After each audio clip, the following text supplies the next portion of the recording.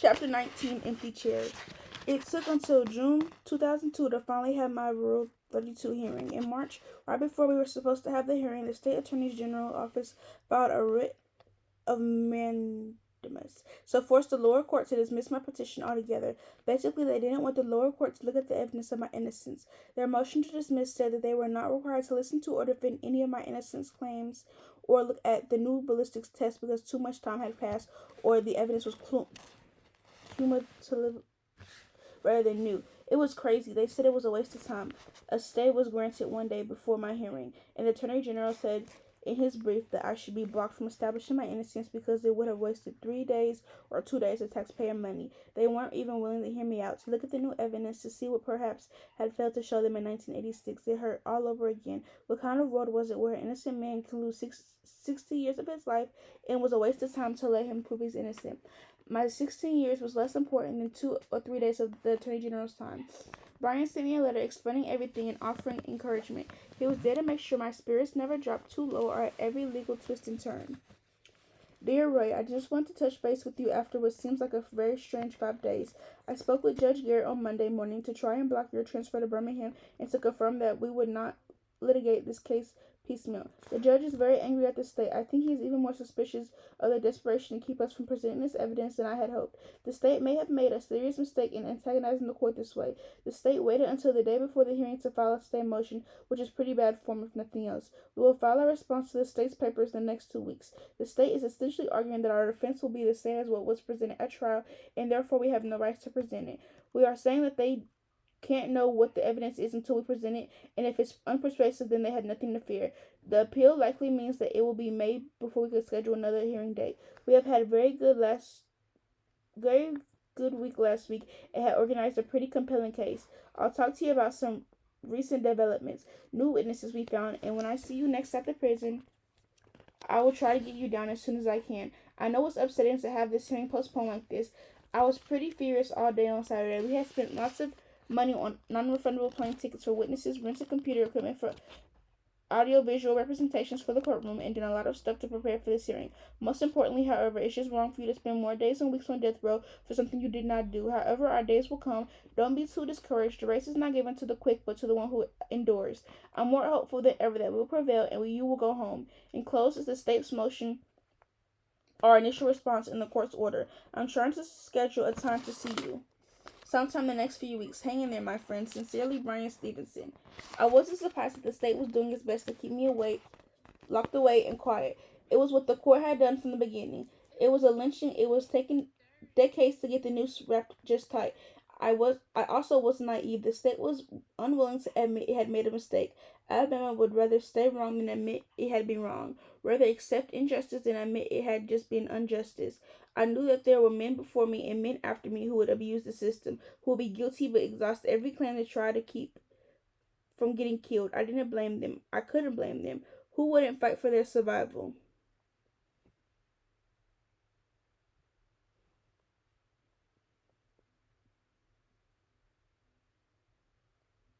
For their right to live. And yes, the victims didn't have a chance to fight for their right to live. I understood that. Why I didn't understand was how any killing could be justified. Man didn't have the right to take a life. The state didn't have the right to take a life either. They were killing us on behalf of the people, and I wondered what the people really believed. Yes, there was brutal, unremorseful, cold-hearted, sociopathic, danger to society killers on death row. I knew this for a fact. I walked next to them on the yard. I showered with them. I talked to them. I knew some of them would kill me in a heartbeat if they could. Not that they hated me, but killing was what they did. Some had the intellect of a child, and others had the intellect of a genius. But I still didn't believe any person or any institution had the right to take their life, no matter what they had done. The people was such a general term that I wondered what would happen if the prison asked the real people. Joe Martin, we are going to kill Anthony Ray Hinton tonight, and we're going to do it in your name. We're going to say we are killing you on behalf of Joe Martin. Is that okay? Or Sarah Paulson, or Angela Ruiz, or Victor Wilson, or insert any name. The people were made up of real people, and so were the condemned men on the road. On the road. Life is brutal, tragic, unbearable, and inhumane at times. The pain one man can cause another is limitless. I couldn't see how creating more pain made anything better. When you took a life, it didn't bring back a life. It didn't undo what was done. It wasn't logical. You were just creating an endless chain of death and killing. Every link connected to the next. It was barbaric. No baby is born a murderer. No toddler dreams of being on death row someday. Every killer on death row was taught to be a killer by parents, by a system, by the brutality of another brutalized person. But no one was born a killer. My friend Henry wasn't born to hate. He was taught to hate, and to hate so much that killing was justified. No one was born this one precious life to be locked up in a cell and murdered. Not the innocent like me, but not the guilty either. Life was a gift given by God. I believed it should and could be taken by God as well, or whatever a man believed in. It didn't matter to me, but God never gave the guards, or the warden, or the judges, or the state of Alabama, or the federal government, or the people the right to take a life. Nobody had that right. I was afraid every single day on death row. I also found a way to find joy every single day. I learned that fear and joy are both a choice. And every morning when I opened my eyes at 3 a.m. and saw the cement and the white mesh wire and the sadness in the filth of my tiny soul, I had a choice. I would choose fear.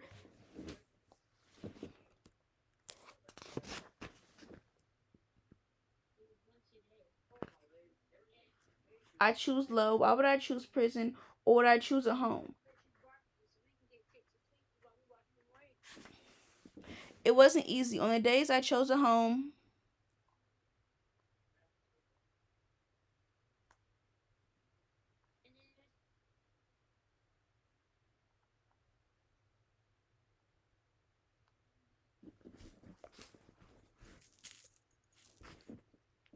On the days that I chose a home, I could laugh with the guards, listen to the other guards, talk about our cases, talk about books and ideas, and what we might do when we walked out of this hell. On the days when I opened my eyes and felt nothing but terror, when every corner of the cell looked like a black and white horror film with an axe wielding psycho killer just waiting to jump out at me and hack me to pieces, I would close my eyes and get and I would leave. I had to divorce Halle Berry for Sandra Bullock. I had seen the movie Speed and I thought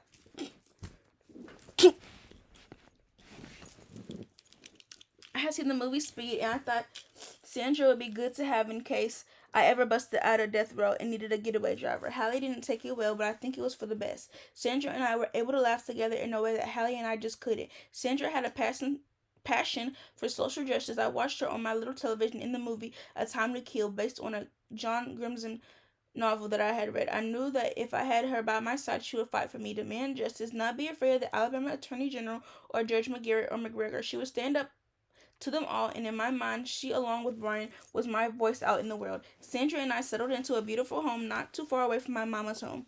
Lester lived next door. We would all get together for barbecue, and while not many people knew this, Sandra Bullock could really sing. She could sing so well, birds used to gather around her to learn a thing or two. She would sing the saddest songs I have ever heard in a voice that could crack a man's heart wide open. She used to look in my eyes and sing just for me. We loved each other, and I was grateful to be loved by a good woman. I was grateful she stayed by my side. I never did have children, not with Hallie or with Sandra. I couldn't bear the thought of being separated from there. There were times where I had to leave Sandra, leave my mom, and leave professional baseball career and travel back to death row and be there for a while. I didn't want to do that to a child. I knew how hard it was for me to be away from my mom, and I wouldn't wish that pain on anyone, especially not a child. The guys on death row who had children bore a pain that was almost too much to witness. They ached and they cried and they missed all the things that parents take for granted, and they also knew how much their children suffered.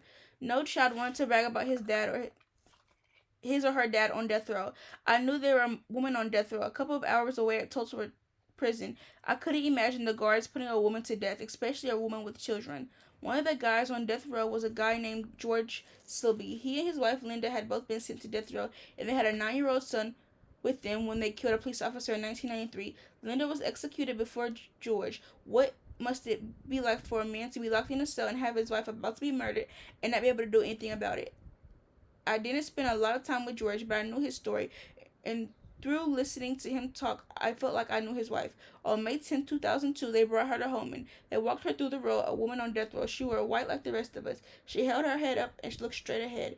I don't know if she and George got to see each other. He never spoke of that day. When she was executed, we banged on the bars. We made some noise for her, for George, for their son who was now 18 years old. They shaved her head just like they shaved a man's head. They put a hood over her face and left her in the dark as they electrocuted her. I couldn't imagine the pain George Silby was in. I felt physically ill even trying to put myself in his shoes. How helpless does a man feel when his wife is being killed and he can do nothing to stop it? I know he wished he had gone first. The guards who strapped her to the chair and then put her dead body on a gurney would finish those tasks and then hand George his breakfast a few hours later. They would smile and ask how he was doing, but they would never be able to look him in the eye again. How could they? How could they look any of us in the eye after they executed someone?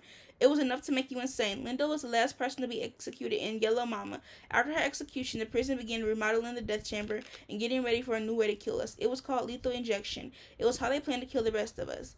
I walked into Rule 32, hearing hopeful, perhaps took the stand and admitted Payne as an expert had been a failure on his part. He told the court how he didn't have enough money to mount a defense or to pay a qualified expert. The three new experts took the stand. They said that there was no proof the bullets matched my mom's gun. It was good to see Lester outside a visiting yard. My mom, too. She looked frail and sick, and her hair was gone from places on her head. She looked at me and smiled, but it was a tired smile. I wanted to run to her and hold her in my arms, but I had to take a deep breath and be grateful to see her at all. Our phone calls were few and far between, and it was often too confusing for her to talk on the phone and understand who she was talking to.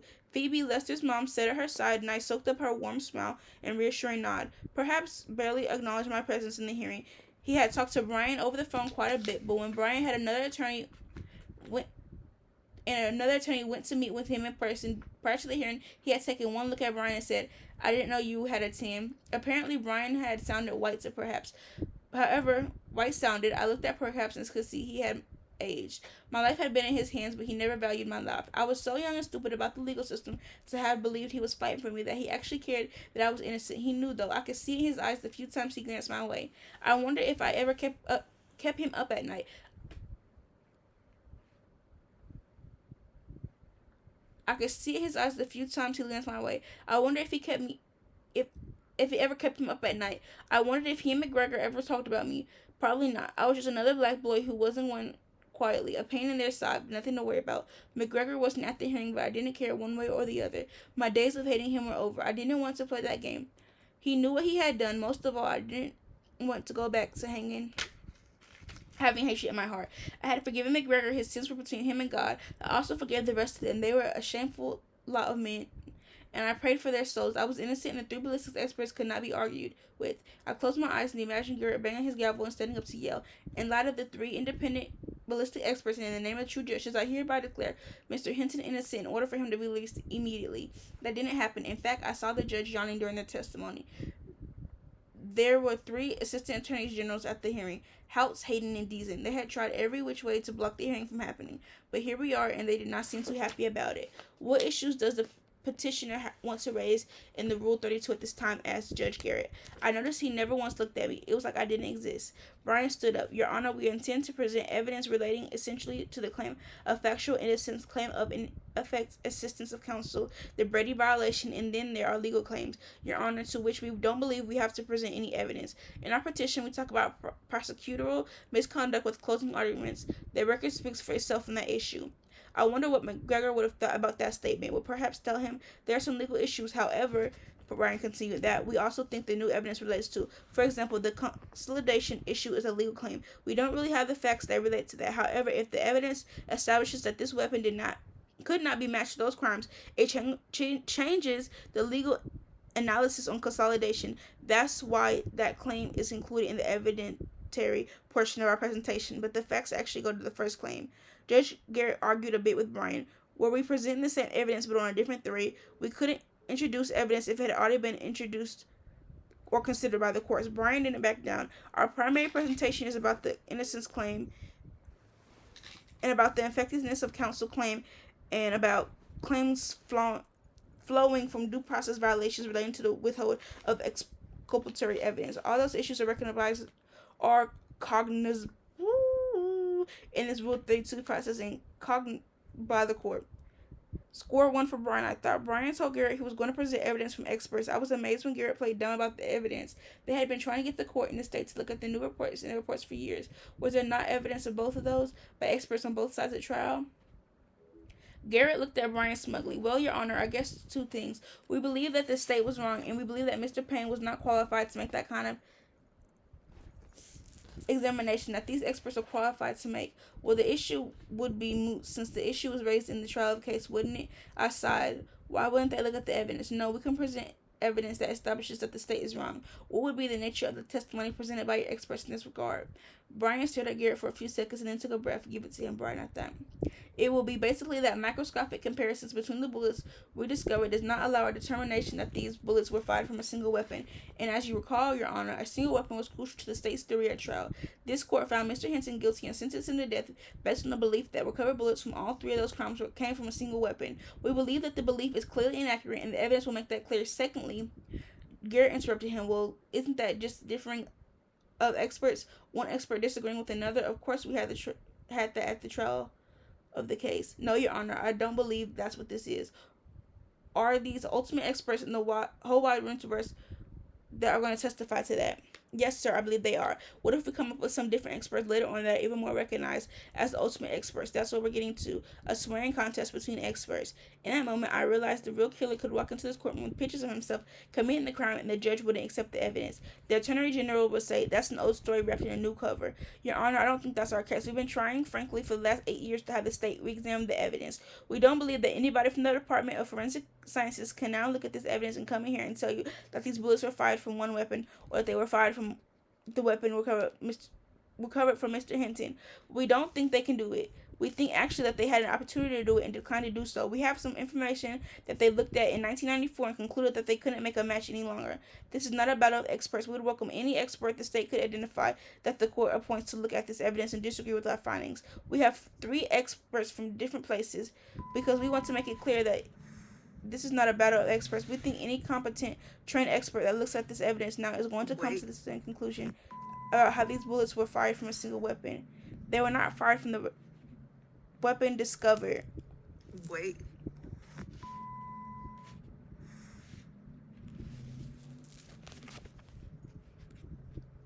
Wait.